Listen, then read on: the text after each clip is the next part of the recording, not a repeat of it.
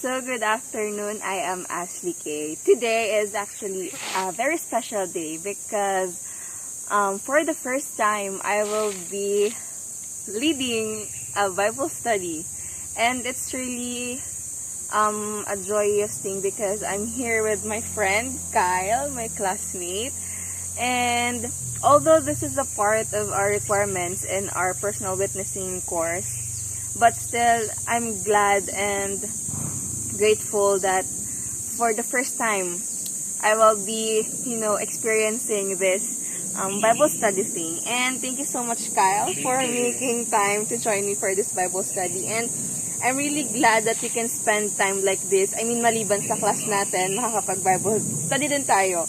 Which is surprising because parang everyday sa sobrang kabisihan ng buhay natin, parang it's very rare na magkakasama tayo for this specific thing, which is Bible study. So, and our topic actually today is something that is, I think, important to talk about, especially these days, because this topic is something that youth nowadays tend to, forget, or they doesn't take it seriously now. And it's all about like good living, and it focuses actually on how we take care of our bodies as Christians. We're both Christians, right? Although we're from different denominations. Kyle is Catholic and I am an Adventist, but we're all Christians. And sometimes we think, that health, it's not just about, food or fitness, but the Bible show us that it's actually a spiritual matter. And we all know that our bodies are a gift from God, and how we treat them reflects our relationship with Him. So this afternoon I chose this topic because I want us to discover this together, of how we can live in a way that pleases God, not only in what we believe, but also on how we eat or how we drink, and generally how we live every day. But before that, can we pray, Kyle? I will be praying. So let's pray. Loving Father in heaven, Lord, this very moment we are thankful for this opportunity that you have given to us, where Kyle and I could sit and talk about your goodness and grace towards us. Father, thank you so much for this Sabbath rest, where we will be able to ponder upon, reflect, and lean into your words and to how your love surrounds us. And Father, as we have our Bible study this afternoon, may you guide us, may your Holy Spirit be with us, and may you give us your heavenly knowledge and understanding, that we may be able to understand every word that we will read from your book, and everywhere that we will be hearing from you through us. And Father, as I lead this Bible study, may your Holy Spirit be with me, Father. Guide my lips so that, and behind me in your cross, so that Kyle may see you more rather than me, Father. And Father, thank you so much for this opportunity to study your words and your promises to us. Father, may you also forgive us from the sins that we have committed against thee. In Christ's name we pray. Amen.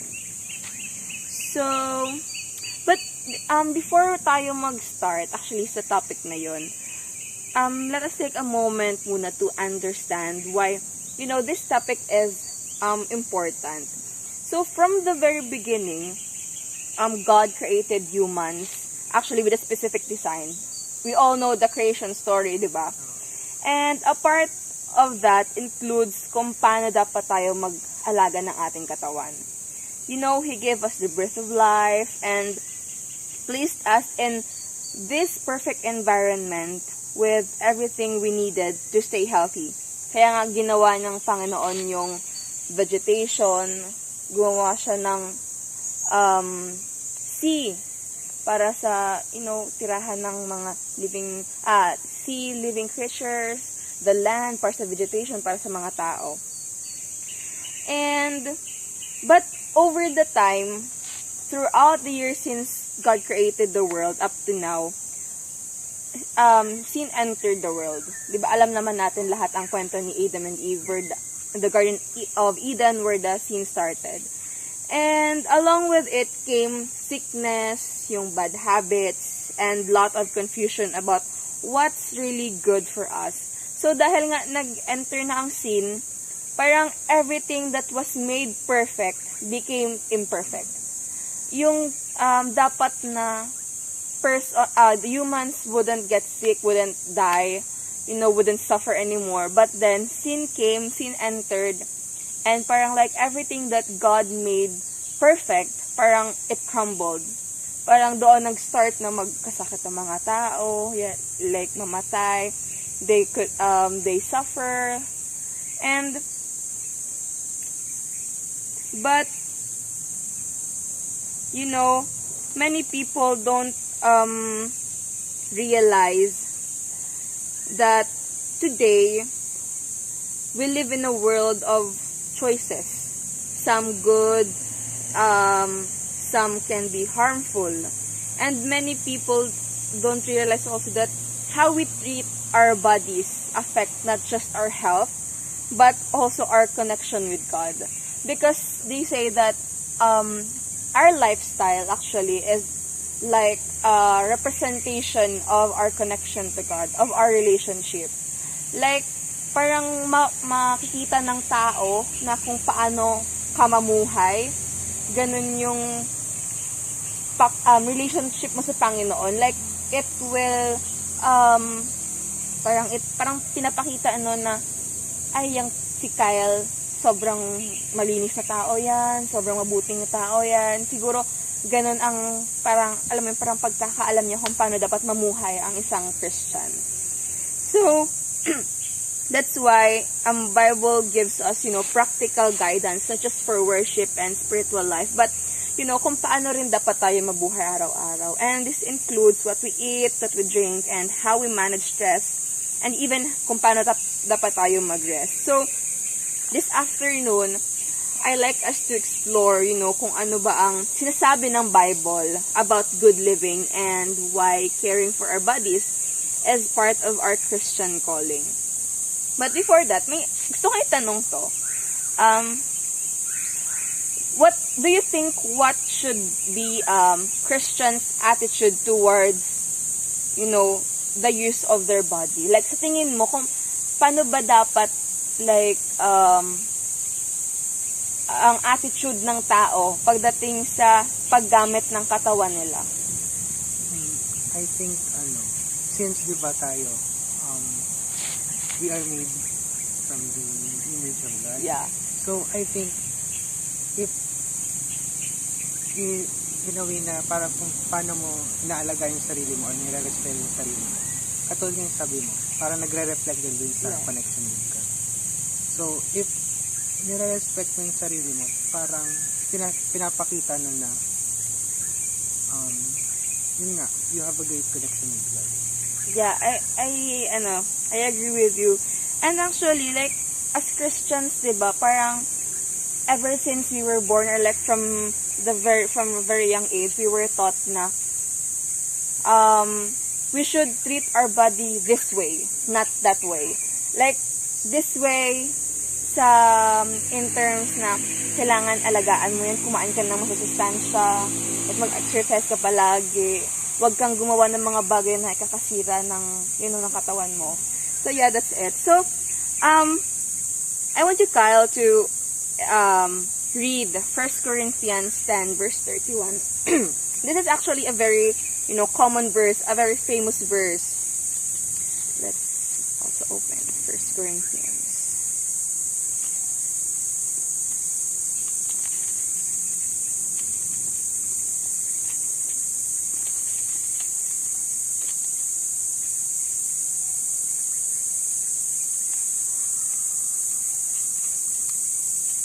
Verse 10 verse 31.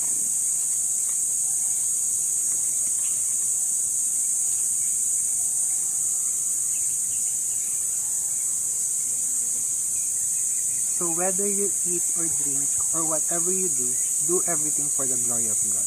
Yeah, that verse is really, para siyang, alam mo yung parang practical na siya.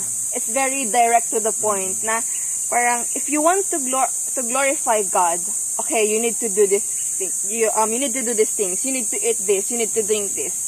And actually, our point there is that, God is interested in every part of our lives, including our health habits. And glorifying God isn't only through singing or going to church. Kasi diba, they they sometimes ask us like, paano ka mag-praise sa how do you worship God?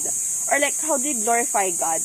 And then, we Christians would often answer, I go to church, I pray sa program, sa sa mass, or I sing in the church. That's how I worship God. But actually, like, there are a lot more ways on how we can glorify God. And katulad nga ng sabi dito, one thing is also through our everyday choices, like eating and drinking. I want to include our lesson actually in the Daniel. Diba? I don't know if Sir Mariano told us about this, but you know the story of Daniel, diba? Like on how they refused to eat the meat, but then ang kinain lang nila is yung mga gulay. Like for the 10 days of like the training, all the food that they only ate is like veggies and fruits, but they refused the meats because they believe that like eating that food will like tarnish their body, and that's their way of worshiping God because they believe that their body is temple of God na ang pagmamayari ng Panginoon. So kapag inilagaan nila yun, they are worshiping God, they are glorifying God. Yun. So this shows us that even our simple daily habits like eating and drinking matter to God. Kahit siguro yung pag-inom natin ng, let's say, alak, which is dapat hindi natin iniinom. Lahat yun nagmamatter sa Panginoon eh. Like, parang minsan nga, kahit yung, siguro feeling ko kahit yung iniisip pa lang natin, gusto kong uminom ng alak. Actually, parang, I feel like it's already sinning. Diba? Kasi, you're thinking of something that is forbidden or that is prohibited. So, parang, habang iniisip mo pala siya, parang nagkakasala ka na, diba? Parang, it's not, you're already not glorifying God. Because you have this tendency of, parang, doing something bad to your body, which is pagmayari ng Panginoon. So, parang in that way pa lang, we're not glorifying God actually. So, it's not just, about big spiritual things. And God wants every part of our life actually to glorify Him. Not just, a part of us in the church, but ourselves as a whole. Kahit sa choices ng pagkain sa pag-inom, lahat yun nagmamatter talaga kay Lord. So, I have a question again. Have you ever thought about how our food and lifestyle choices can glorify God? Like, parang feeling ko, I've been answering this one since kanina. Pero, I'd like to hear from you. Like, naisip mo ba, like, kung how our food or, like, yung lifestyle natin can glorify God?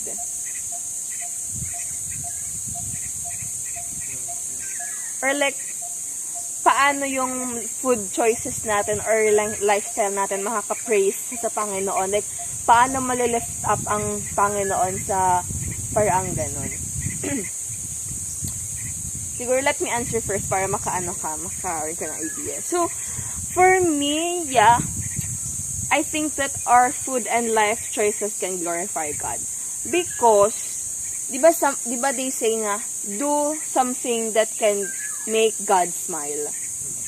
So, for me, if my food choices, my lifestyle choices can, kasi diba, yun kasi ang magiging pinaka-apektado kasi ng choices ko yung katawan ko eh. Which is something that God made. Which is the temple of the Holy Spirit, which is pagmamayari ng Panginoon. So, I believe that my choices on food and my lifestyle,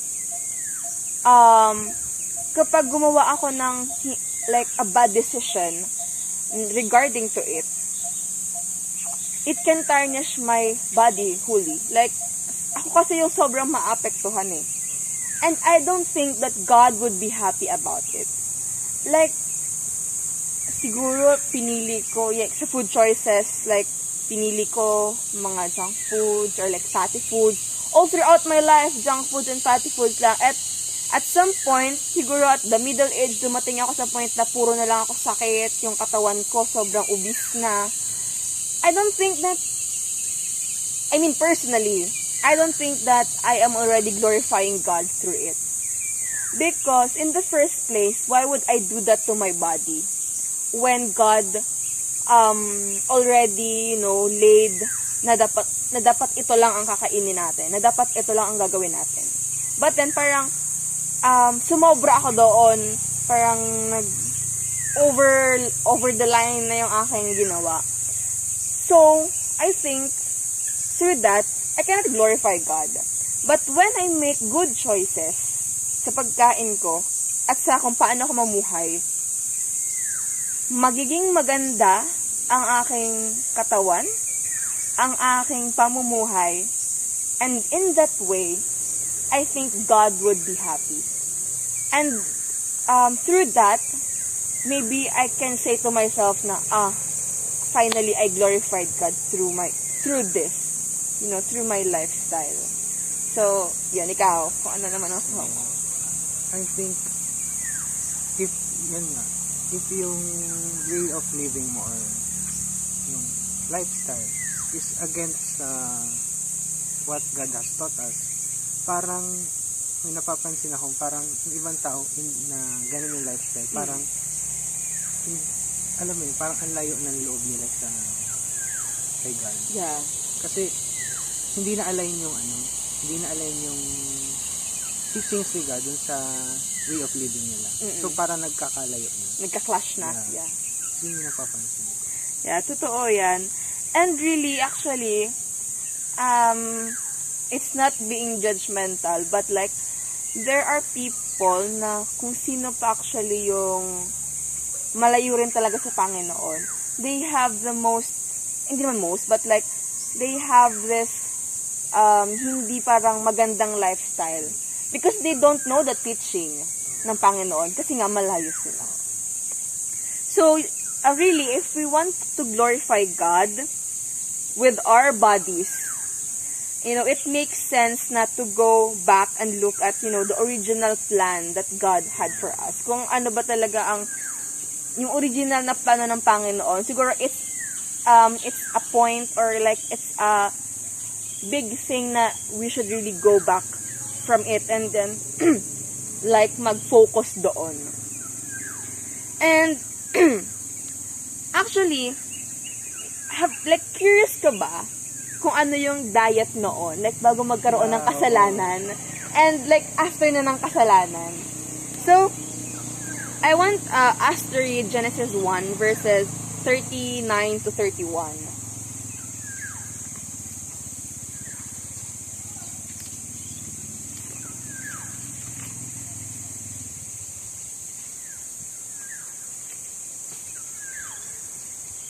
Genesis 29.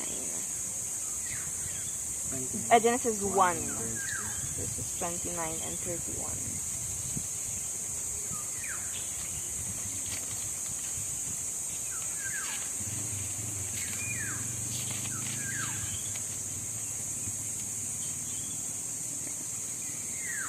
God also said, See, I give you every seed-bearing plant on all the earth, and every tree that has seed-bearing fruit on it to bear fruit.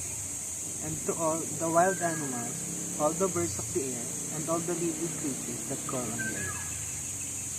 I give all the green plants for food, and so all it happened. God looked at everything he had made and found it very good. Evening came, and morning followed the sixth day. Okay, I want to point out the one where you read like um,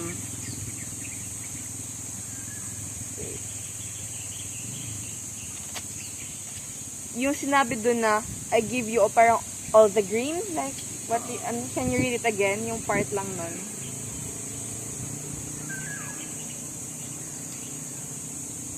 Ayun, as a version ko na lang. I have given every green herb for meat, and it was so. So, parang for me, I take this as interpretation na, it doesn't says here that parang I give you every beast of the earth or every fowl to eat. Walang sinabi, di ba? Walang sinabi. But then, at the end of verse 30, it says there that I have given every green herb for meat. So, naisip mo ba? Like, hindi sinabi na yung mismong meat ang is for us to eat. But rather, yung green herbs ang gagawin nating meat. So, from this verse pa lang, parang nandun agad yung parang point na, green herbs lang dapat ang kakainin. Kasi yun lang yung binigay ng Panginoon sa atin. So, another one is chapter 3, verse 18.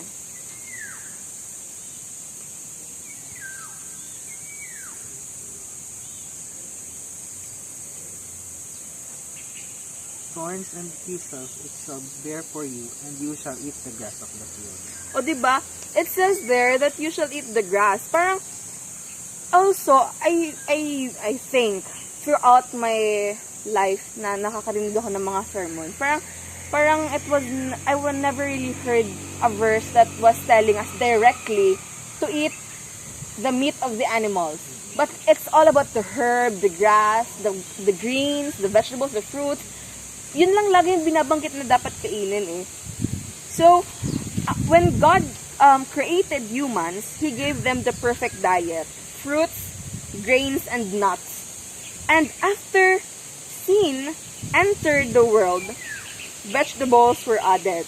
Isn't it parang ang amazing kung paano like ang Panginoon as a parent carefully thought about what's best for our bodies. 'Di ba? Kasi parang pinapakita talaga doon na yung love ng Panginoon sa atin na dahil mahal ko kayo, gumawa na ako ng diet na kailangan nyo sundin para like mabuhay kayo ng matagal, maging healthy kayo. So, the point there is that in Eden, the original diet was plant-based. AUP. Plant-based, like fruits, grains, and nuts.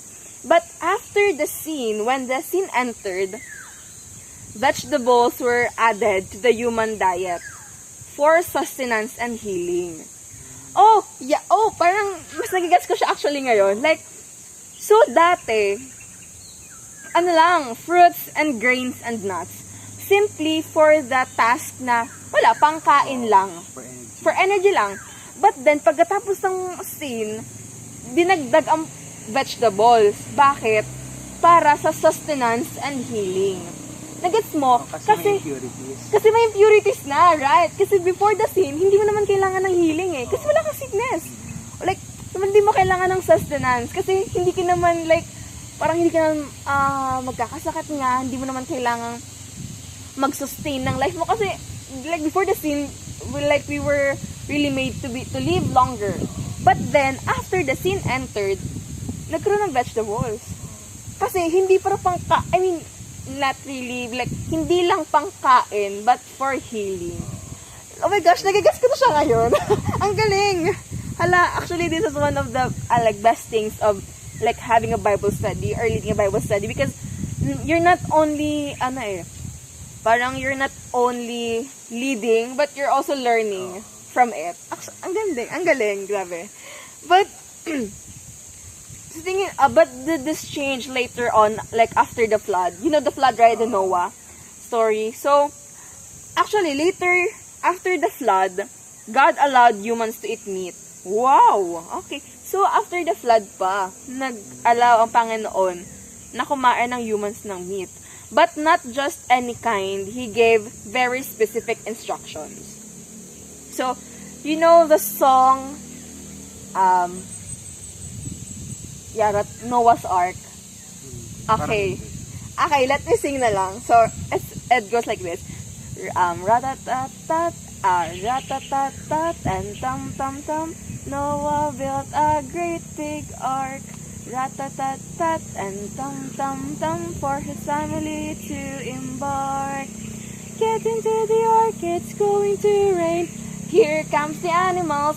We have this version like we say, here comes the animals, 7 by 7 or 2 by 2. That's it. And actually, in the Bible, it says there not just any kind of meat. Like, God allowed humans to eat meat, pero hindi lang yung kahit anong meat. Actually, dito sa Bible, it says there that ang allowed lang sa atin dapat is the, what's this? The animals who went by 7s and not the 2s. Yeah. Oo, actually yun. And then, this is not actually to compare our religions, but in the Adventist kasi, those animals that that went up by 7s, those are, what Christian Adventists like, yung kinakain namin. Kasi, like the cow, the goat, the chickens, and then, yung 2 animals naman kasi doon. Like, for we all know naman, it's not a secret naman. But then, yung 2 animals kasi na yun, it's the animals, or like the creatures na hindi namin kinakain. Like, most commonly is the pork. Because, yeah, we believe in the Bible, it was says there that they went up by 2s. And unlike the cows and goats who went by 7s, they went by 2s, and then that's something na hindi namin like kinakain. And when it comes to fowls naman, like yung living, but flying, kasi there's naman, pagdating naman sa ganon, kapag, I don't know if tama ako, but I don't know, please correct me sir if I'm wrong, but then, pagkakaintindi ko kasi, like, those fowls na dikit yung, di ba, ang mga birds, yung paa nila, na parang ganon, 3 lang, kapag close ata, like, pag ganon kalapit yung paa nila, yun yung hindi ata namin kinakain. Unlike the chickens, na kapag naglalakad sila, nakaganon, nakabuka talaga. So, kung ano daw yung, I don't know talaga if I'm correct, pero ang pagkakalam ko ganon kapag nakabuka siya, yun daw yung pwede sa amin. So, chicken lang. Chicken, turkey.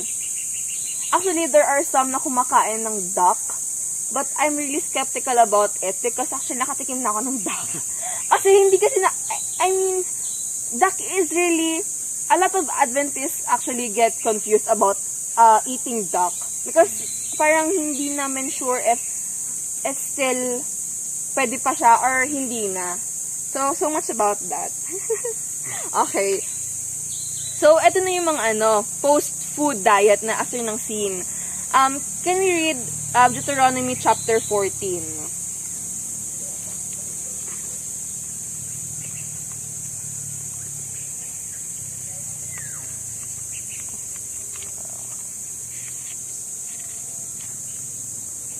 After Numbers. Deuteronomy 14.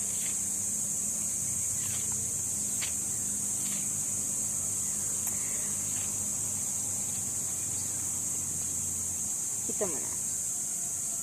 14 verses 2 to 3. For you are a people holy to the Lord, your God. The Lord your God has chosen you from all the people on the face of the earth to be a people specially his own. You shall not eat any abominable thing. And verses 7-10. But you shall not eat any of the following that chew the cud or have cloven hooves, the camel, the hare, and the rock badger, which indeed chew the cud, but do not have divided hooves. They are unclean for you. Yan. Ito yung sinasabi ko pala kanina, divided hooves. Oh. Yeah. Not just in fowls actually, but in land animals in general. Because it says here that 7 to 10. 7. Yeah. And the pig which indeed has divided hooves with cloven foot, but does not chew the cud, is unclean for you. Their flesh you shall not eat, and their dead bodies you shall not touch. These you may eat of all that live in the water. Whatever has both fins and scales you may eat, but all those that lack either fins or scales you shall not eat. They are unclean for you. Yeah, that's it. So actually, ito yung verse ng mga Adventists whenever they were get asked na, bakit hindi kayo kumakain ng baboy? I mean, there's one pa sa Leviticus, but then ito pa yung isa na, bakit hindi kayo answer to, bakit hindi kami kumakain ng baboy? And, diba binanggit ko kaganina, yung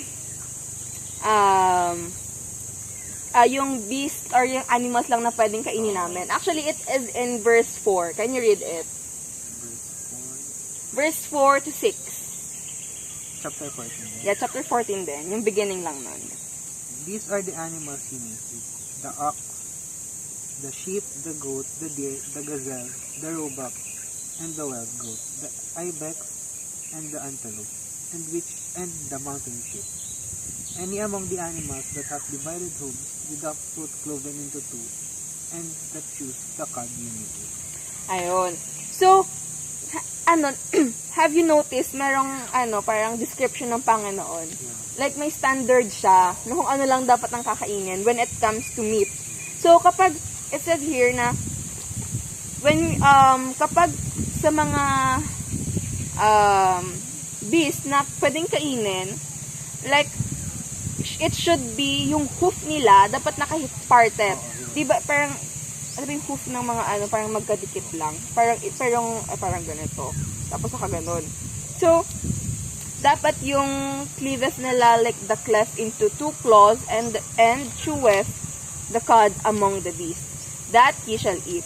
But then, it says here, like detailed sinabi dito kung ano yung dapat hindi kainin. Yeah. Kasi sinabi dito kung ano yung dapat hindi kainin ito yung dapat hindi kainin, or of them that yung mga hindi daw nagchuchu ng cud, those that the cloven hooves are, divide the cloven hooves, as the camel, kagaya ng camel, and then the hare and the coney, for they chew the cud, but divide not the hoof. So, dapat, pasok ka dun sa tatlong standards. Like divided nga yung hoof ng animal, but it doesn't chew the cud. So, it should be, the animals that we should eat, parang pasok dapat siya dun sa tatlong standard na binanggit dito, para for us to eat that.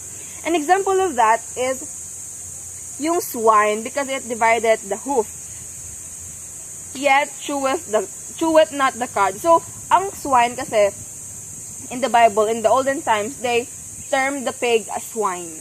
So, like sabi dito, divided ang hoof nila, but they do not cheweth the cud. And that is unclean for us. So, dapat hindi natin siya kainin nor touch ang kanilang dead body. And then, it also says here that pagdating naman sa waters, ang pwede lang natin kainin is that those that have fins and scales. Kaya kami Adventist, diba, fish lang kinakain namin. We don't eat crustaceans. And because whatsoever has not fins and scales, ye may not eat, because it is unclean unto you. So, it is our belief as an Adventist na kung ano lang yung nandito na nakalagay, yun lang din susundin namin. Like, I'm not saying that yours is wrong, but I'm just stating what is stated in the Bible. And that is swine and crustaceans, which is those that have not scales and fins, and then swine that is very unclean is not good for our body. And that's it. I'm just stating what is in the Bible. So, these verses shows us actually that God wants His people to be healthy and holy. That's why He tells us na kung ano lang dapat yung animal na pwede, not really animal. Ay, yeah, animal. I think they're animals na safe kainin. And it's not about legalism, it's about love and protection. So our key points here is that God permitted the eating of certain clean animals after the flood. That's number 1 point. Second is, these animals must chew the cud and have split hooves. When standard sa land animals, and have fins and scales kapag naman sea animals. And third point is that God still calls us to be a holy people, distinct in our lifestyle. So, let me ask you, Kyle, why do you think binigay to ng Panginoon, itong mga specific na dietary laws sa atin? I think partially, maybe to, what do you call that? Maybe to keep the body pure. Kasi, minsan, I don't know maybe because din sa, kinakain ng ibang animals. Yeah. That may, kahit yung kinain nila, parang ma-affectan din yung diet natin. Kasi totoo yan. Kasi diba, what they eat, ma-accumulate ng body nila. And then, kung kakain natin yung body nila, it would be parang maano din sa katawan natin. And, like, diba, there are these diseases that are from animals. So, we can see that God really wanted us to be safe. And that's why He really, nilatag niya na lahat ng food na dapat kainin lang para hindi tayo magkaroon ng sakit. Yeah. So, ngayon naman, pinag-uusapan natin puro pagkain. But what about the drink? Eto. Can we open the verse in Proverbs 23? Proverbs 23.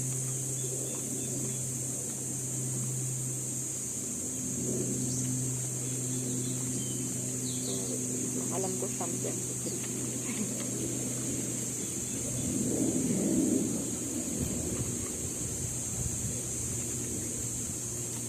23 verses 29 to 32. Proverbs 23 verses 29. Who screams, who shout, who have strife, who have anxiety, who have wounds for nothing, who have bleary eyes. Whoever lingered long over wine, whoever go around quaffing wine. Hanggang 33? Yeah, 32 lang. Okay. Do not look on the wine when it is red, when it sparkles in the cup. It goes down smoothly. But in the end, it bites like a serpent and stings like an adder. Oh, nice. So, this passage is vivid. Like, it describes the confusion, sorrow, and danger that alcohol brings. So, sabi dito, no, look not upon the wine dito sa version ko, when it is red. When it giveth his color in the cup, when it moveth itself alright. At the last, it biteth like a serpent and stingeth like an adder. Kasi, like, we can say na, diba, pag umiinom tayo ng alak, okay ka eh. Okay lang. As time goes by, nalalasing ka na.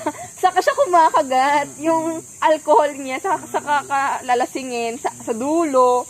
Parang ganon. So, it's amazing how it is really defined here in the Bible, yung mechanism ng alcohol. Nakalagay talaga dito na sa dulo, it will bite like a serpent. Hindi siya totoo naman. Like sa dulo, malalasing ka talaga. And then, parang doon nagsisimula yung, pag nalasing ka, parang you're not yourself. You're out of this world. Parang you're intoxicated. And all the things that na nasa utak mo, it's not parang makasabi natin, parang it's not normal. It's not normal. Parang hindi yun yung normal na thinking eh. Kasi parang dito sabi nila, wala ka sa katinoan kapag lasing ka. And it's really good yung dito definition na at last it bited like a serpent and stingeth like an adder. Stingeth kasi pagka morning books, may hangover ka. So talaga siya, grabe yung effect ng alcohol. So and God knows how destructive it can be, no? And kaya wina-warn niya tayo to stay away from it. So alcohol, first point that here is that alcohol leads to sorrow, confusion, and health issues. I like to compare this to a funny thing because, di ba, pag broken ka, when you're sorrowful, kuminom ka ng alcohol. And once kuminom ka ng alcohol, mas lalo kang, umiiyak ka lalo, mas lalo kang nagdadrama. And then, tapos, isa pa, magkakaroon ka pa ng health issues. Like, na-broken ka na nga, magkakaroon ka pa ng health issues. And then, that's why the Bible warns us about being deceived by wine. And God wants us to keep a clear mind. That's why, sorry. Sa Adventist talaga, we're not really parang encouraged to drink wine. Alcohol, not only wine, but all alcoholic drinks. All drinks that may intoxicate us, especially our brain. Because when you're intoxicated, you wouldn't think straight. There are a lot of tendency or possible things that you can do when you're drunk. And that's something that God parang iniiwasan niyang mangyari sa atin. 'Di ba? When you're drunk, when you're like pag may alcohol sa katawan mo, accidents pwedeng mangyari. And in the long run, ng pag-iinom natin ng alcohol, nagkaroon pa tayo ng sakit sa atay, sa liver. So, it's not really good. But, why do you think God cares so much about our health? Bakit, what's so special about our bodies? Bakit, napapaisip tayo, bakit naglatag ang Panginoon ng ganitong diet, ng mga inumin na dapat inumin lang, dapat bawal? Napapaisip tayo, bakit kaya, ano bang meron sa katawan natin? What's so special about our bodies? Or like, bakit ba sobrang inaalagaan tayo ng Panginoon? I think, mainly because of love. Since syempre, creation niya tayo. Yeah. He has to care for us and to, keep us alive. Tama yun. And, sa tingin mo, how do you think avoiding alcohol can benefit our spiritual life? Like, uminom ka ba? Hindi. So, I think, di ba, yun nga, pag kasi nalalasing yung mga tao, meron silang tendency to do something na wala dun sa normal, nila. If sober sila, hindi nila magagawa. So, maybe, pag lasing, parang nagagawa nila yung mga, nasa subconscious mind nila. Yeah. Yung mga gusto nilang gawin against sa teachings na So, yun. Yeah, I agree with that. Kasi, di ba, actually, when we're in the influence of alcohol, yung fact pa lang na umiinom tayo ng alcohol is we're actually going against na sa law. And then, that actually reflects our spirituality to God. Kasi, when we drink alcohol, sabihin, hindi tayo naniniwala dun sa ng Panginoon. Sa law niya, na we shouldn't drink that. And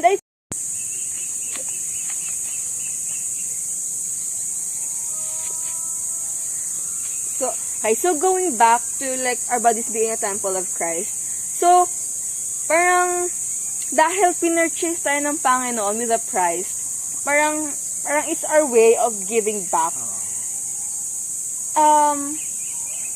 And I think that we should not treat it as an utang na loob, but rather because an act of love. Because diba there are times na when people have done us some favor, parang we tend to, laki, utang na loob ko kasi sa kanya, kaya kailangan kong gawin. So parang it's a burden, di ba? But parang then, pilit. Parang pilit, that's it. But then, because God have showed us His love by, we are purchasing us or like getting us back with a price, we should also parang pakita din yung love natin and through glorifying Him through our bodies. And our bodies are temple of the Holy Spirit. We are not our own. God bought us with a price. And it leads us to the next question na, what happens if we ignore this responsibility? Like, have you thought ba kung ano bang mangyayari sa atin kapag hindi natin ito sinunod? Di ko pa na, ano. Like, iniisip ko din, no? Like, siguro, kapag yung point na lang na, if hindi natin binalik yung glorification sa Panginoon, I think we would be astray. Kasi, like, we would think of ourselves as our own eh. Kasi thinking, hindi, katawan ko naman, my body, my rules. Yon yung ganang thought. So, I think if we have that mindset, parang, we have this tendency that of doing something bad, or like, making bad decisions for our bodies.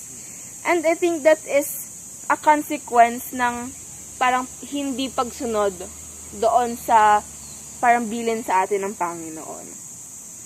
So,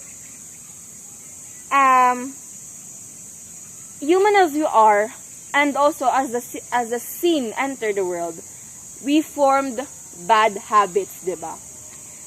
And, tingin mo, people have a chance to overcome bad habits? I think, pwede naman. If they, alam mo yun, parang may nagdadrive sa kanila to overcome that. Motivation. Yeah, oo. I think kaya nila if mahanap nila yung right motivation. Yeah. And I also heard like stories where people like changed. Like from being a smoker to non-smoker, from being an alcoholic to non-alcoholic. There are a lot really. And isn't it like parang interesting, like paano kaya nila nagagawa yun, no? Like from something you've used to gawin, like parang araw-araw ginagawa mo na siya, and then parang one day isip, tigil ko na kaya to. Parang hirap kasi parang it became a part of your life, it became a part of your routine, to the point na parang ayaw mo nang tumigil kasi normal na sa sayo, when it, in fact, in reality, when we are going to base in the Bible, it's not normal. It's actually bad. But then since it became a habit, naging normal na siya, you became used to it. That's why parang you have this thinking na, what's the point of changing? Or overcoming those bad habits, sanay na rin naman ako. But then we have a good reminder in the Bible in Philippians after. So yun, parang meron ka bang habit na parang you really struggle and you want God to help you overcome it? Dati meron. So, yun nga. When I was nung senior high, I have this habit na sobrang ang hirap niyang i-overcome. Siguro na rin because I'm in with different people. So yun, nagtuloy-tuloy siya until I went to college. Kasi actually, I don't really want to, ayoko talaga dito. So, pero simula nung pumunta ako dito, alam mo yun, parang mas napaano yung faith ko. Then, because of that, parang naisip ko na rin na I need to work on myself. Yeah. Para, yun nga, ma-overcome yung habit na yun. So, yun, thank God. Na-overcome na? Na-overcome na. Wow, amen. Praise God. So, actually, this things that we are talking since from the very beginning, actually, this is something that is part of our preparation, actually, for Christ's return. Because, di ba, we've been hearing this message na, okay, malapit ang dumating ang Panginoon, kailangan na nating maghanda. Through paano tayo maghahanda? This is one preparation that we should do. Having a good life. Living a good life. Living a right life. Living a healthy life. You know, because God wants us na pagdating niya, pure tayo, inside and out. And living a healthy life is part of preparing ourselves to meet Jesus. It's not, just about looking good outside, being physical or being fit. It's about honoring Him with everything we have. Can we read 1 John chapter 3?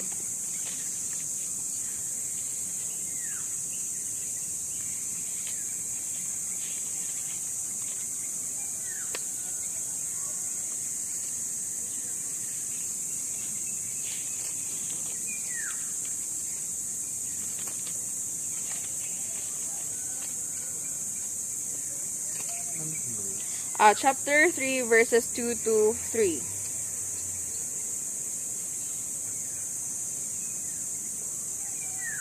No, First John. 3. 1 John 3, verses 2 to 3. Beloved, we are God's children now. What we shall be has not yet been revealed.